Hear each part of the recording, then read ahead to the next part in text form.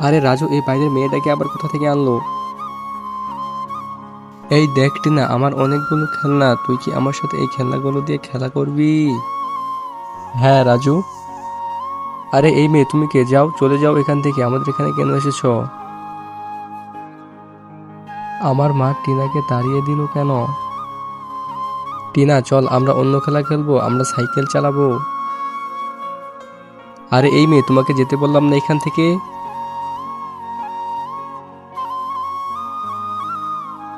আরে এই টিনা, তুই চলে যাস নে।